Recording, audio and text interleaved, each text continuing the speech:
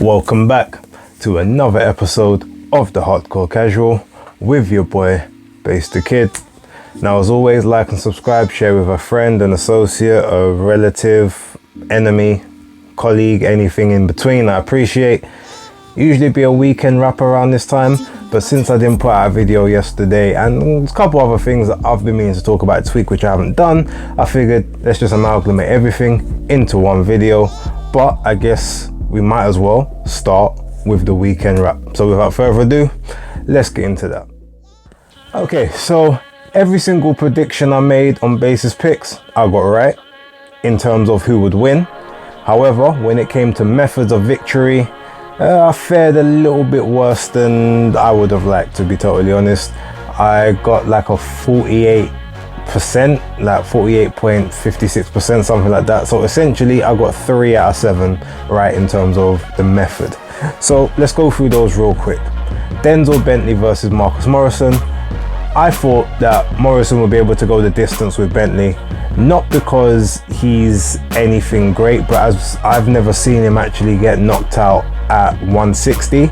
It's always been when he's been at a higher weight that he seems to sort of, get beat, as in not necessarily being big enough for the 168 guys, but being able to take the 160 power. But in this one, I don't know how the cut happened over the right eye, I think it was. I didn't actually get a chance to watch the fight. I've only seen the highlights, but I mean, the stoppage, from how I saw the stoppage, was correct. Referee jumped in. I think Towel came in as well. He was unhappy. He wanted to carry on. He is a warrior like that, so I give him total respect. But the writing was on the wall, and it was only a matter of time. He got saved from himself. Plus, his face was like a crimson mask at that point. So it was fine. Fine stoppage. But yeah, I thought that Bentley would get the decision. Whenever he's sort of been up with guys in and around his size, he normally does go the distance. But on this occasion, Denzel proved me wrong. So shout out to Battersea. My guy done his thing. He's held on to the British title. I know he said he didn't want to vacate without defending. Personally, I think he should defend it again.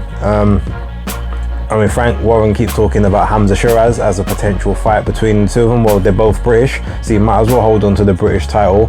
And, if you're going to fight him for that. Win it outright, then move on to European. Then, sort of world on as if you feel like you're able to get that far up the rankings. But quite frankly, I'd stick with the belt. But congrats to Denzel, he done his thing. Now, the second one I got wrong, which I don't think anybody saw coming, was Arslanbek Makhmudov against Carlos Takam. Now, from what I've actually seen, I wasn't able to see the whole fight because we didn't have any access to ESPN Plus or any of the Eye of the Tiger promotions over here in the UK. It wasn't on Fight TV or anything else, so I just kind of had to pick up parts of the fight as and where I could. But I mean, Makhmudov got Takam in trouble within sort of the first 15 seconds of the first round. Takam took a knee after a bit of a salvo to gain himself a bit of a break to sort of stop the onslaught. Done well, but after that he pretty much bossed the fight for like the next sort of 5-6 rounds. I mean, he was obviously, he did get hit with a few bits and pieces, but he was just outworking Makhmudov. He was staying very, very compact and very small. Makhmudov was having a lot of trouble like landing and finding the target on the smaller man, but he was using his body effectively. Sometimes he would jump in, throw a shot off balance, then just end up leaning his whole body weight on Takam. Surprisingly, they actually both went in the ring virtually at the same weight. Makhmudov is like, I think he's about 6'6", 6'5", 6'6", and Carlos Takam is like 6 foot, 6'1". But if you look at them in terms of who looked like they weighed 260 plus pounds, it was definitely Makhmudov. Carlos Takam, for a guy that weighs 260 pounds, like, he still looks shredded as, let me not swear, but he does not look like he weighs 260. Like, that guy is just in shape. It's crazy. Like, the genetics are mad. So I got to big him up. He got he got a bit greedy in the 7th round. tried to throw a couple hands that maybe he shouldn't have. Ended up getting himself off balance. I think he tripped over Makhmudov's foot. He managed to spin round, and he caught him with a clean right hook, which took him straight down to the ground. But Takam got straight back up. Didn't seem wobbled, didn't seem phased, didn't take the count. He literally jumped straight back to his feet after that. His corner claimed it was to the back of the head. Now, from what I saw, from just the video that I saw, it did look like a back of the head shot, but from all intents, from what I've heard, no, it was at the side of the head. Now, me personally, I still think side of the head shots should be illegal. I think everything should be from here, front wise. Anything by the ear, just behind the ear, that to me, that's all back of the head. But subjective. But yep, Takam came back again, sort of, he made Makhmudov work for everything, and from what I saw, he actually pretty much dominated and comprehensively won that last round. So I think scorecards he ended up getting were like 96, 92 twice, and 97, 91 on the other card. So obviously that equates for the 2 knockdowns that he got in the fight. So basically it was deemed a 6-4 or a 7-3 fight in Makhmudov's favor. Personally, I think that's a decent thing for him, because it shows vulnerability. It shows that maybe he hasn't progressed as much as he should have. He was very, very inactive around pandemic times. But also I feel as if Mark Ramsey can get some more oomph into him and just sort of get him applying his jab a bit more and working on the smaller fighters, this might stand him in good stead, because anyone watching that fight is now going to think this guy's nothing special. Yeah, he's got a good punch, but outside of that, he hasn't really got the greatest of skills. He's slow, he's lumbering, blah blah blah. So he might actually get more fights off the back of that. That's what my personal opinion is. So yeah, with regards to that, he went the distance. I did not expect it. So yeah, I got that one wrong. But the following one that I did predict was obviously Lyndon Arthur.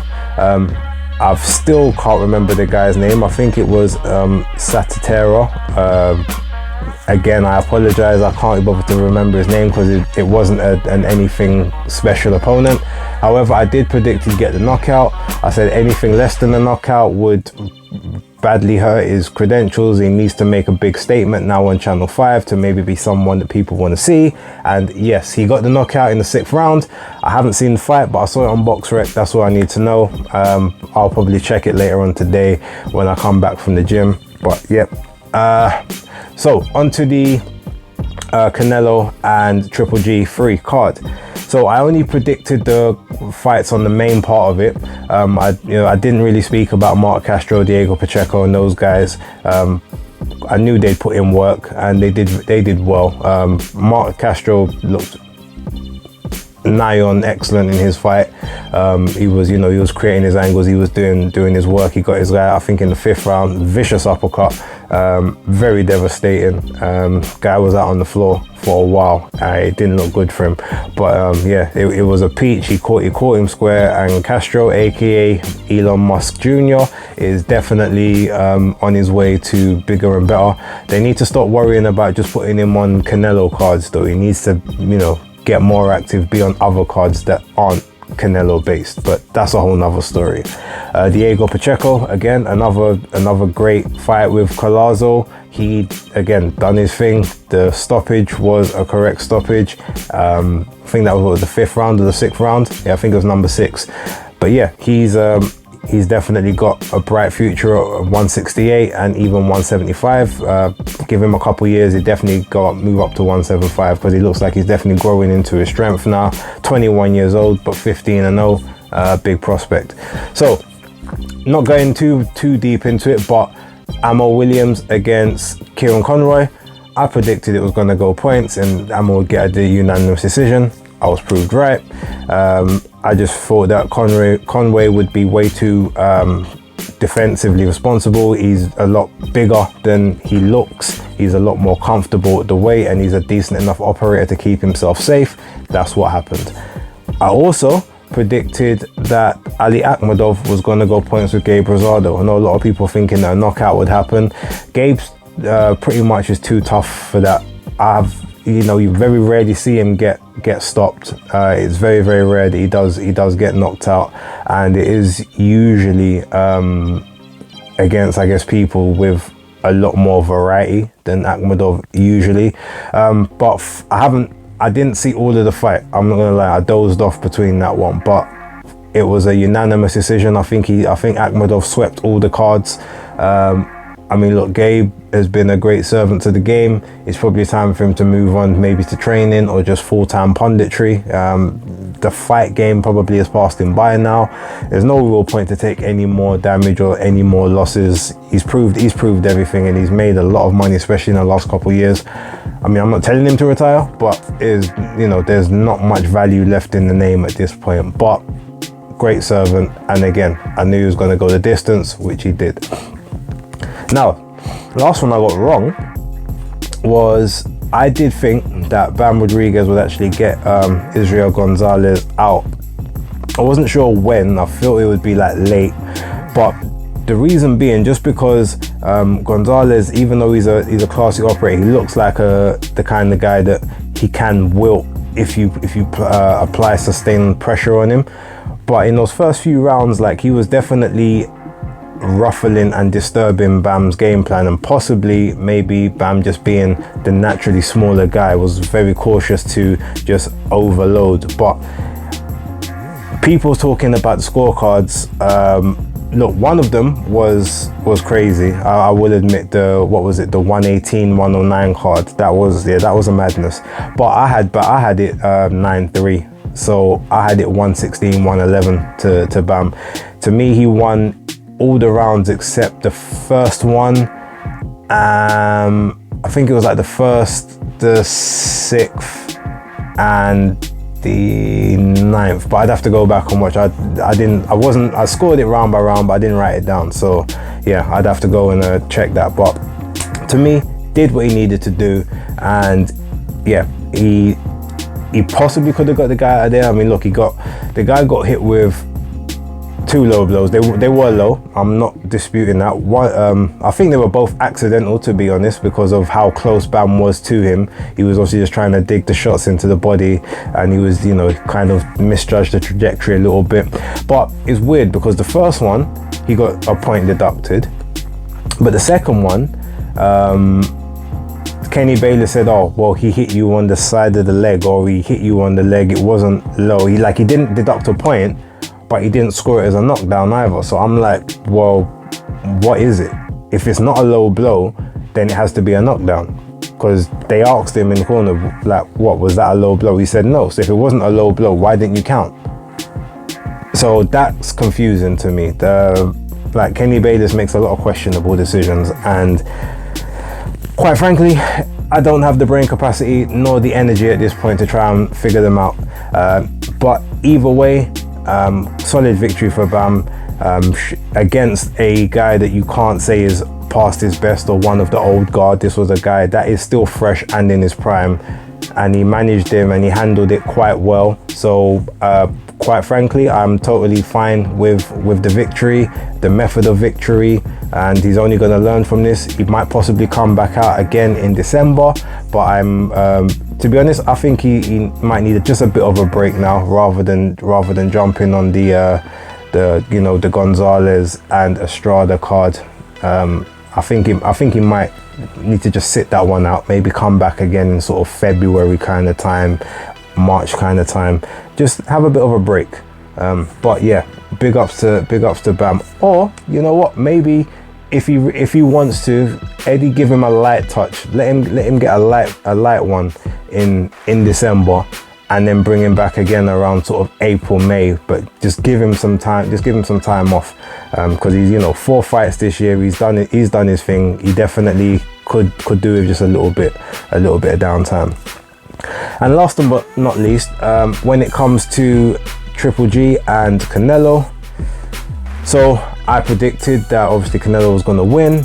I predicted it was going to be knockout in the late rounds. I predicted he was going to hit Triple G with something heavy to the body, which possibly drops him just to a knee. and then when he gets back up, just unleashes a barrage. You know, Triple G tries to tie up, tries to sort of throw his own work over the top of it, but he just sort of gets caught with some stuff to the point where the referee sort of just jumps in, or you know, maybe the corner waves it off. That didn't happen. It went points. Canelo clearly dominated. I had it 116-112. I gave Triple G the first round. I gave him the 9th round, and then I gave him the 11th and the 12th. Canelo sort of, you know, he faded down the stretch, which he said himself. He said he hurt his hand. He's had a hand injury since the Caleb Plant fight, so he's going to have surgery on that. Apparently Triple G's right hand wasn't working that well either, which is why he didn't throw his much either. But Canelo said he probably didn't throw it because he thought I would try and counter him, which would have made total sense. So either way, if I say essentially we were given a pay-per-view for 2 fighters that were injured, that's what it sounds like. And if that's the case, that's not great. You know, you move the date, you sort things out, it feels weird to think that obviously we know that no one goes into a fight 100%, but when you get a case where you've got one guy openly saying he's had basically a torn meniscus in his wrist for like the last year, fighting on an injury, and another guy who potentially also has an injury, who already people didn't give much chance to because they thought he was old and over the hill. I don't know, that doesn't really sit right with me, but you know, it was £10 and the overall card was pretty cool, so I can't really complain too tough. Triple G did look very sort of pudgy in the ring. Those £8 looked okay on the scales, but when he got into the ring, he definitely looked very pudgy, very ponderous, very slow. Father Time has caught up with him, but he still probably, to me, will be good enough to take out the also runs at 160. So if he wants to have 1 or 2 more fights before sailing off into the sunset, I don't blame him. But ultimately, it shows again that the only undefeated fighter in the world, in the universe, is Father Time. Sometimes you might be able to go the distance, you might do very well in the early rounds, maybe even the mid rounds, but the best you can hope for is a draw, and at worst, it's a brutal, devastating knockout that you'll never recover from.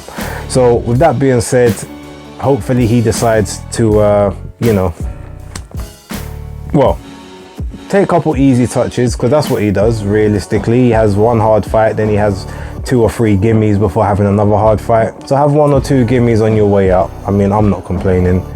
Jamal Charlo seems like the perfect operator. Chris Eubank Jr., if he wants that, he also seems like a perfect gimme fight for Golovkin at this point to make a bit more money before sailing off. But all in all, like, it was a decent weekend. I'm not really complaining. Like I said, I got 3 out of 7 predictions right in terms of the method of victory, but overall I'm 7 for 7 for predictions this week, so I can't complain too much. Is what it is. Oh, and just for hashtag purposes, Logan Paul announced on the same day as the fights that he had a press conference for the WWE with Roman Reigns, because they're now going to be having a undisputed Universal Heavyweight Championship match at Saudi Arabia at the Crown Jewel event in November, on the 5th of November. This is a bit poignant just because a lot of the other boxing medias were interviewing him and Roman Reigns about it on the day, so I figured, why can't I talk about it, put a hashtag in there. He mentioned Jake Paul quite frequently in both the press conference and on previous WWE programming that they've had, so they're doing their big cross-pollination thing. He also said on the DAZN broadcast he's looking to have a fight, another boxing match around about January time, so that should be pretty interesting also. But yeah, I mean, look, the 2 disruptors, they're doing their thing. Jake Paul against Anderson Silva. Personally, I think Anderson Silva will mop the floor with him, but as I just said, Father Time is undefeated, so you may get the draw, but you don't beat him. So we'll see how that one plays out. For now though, thanks for watching, and Hardcore Casual out.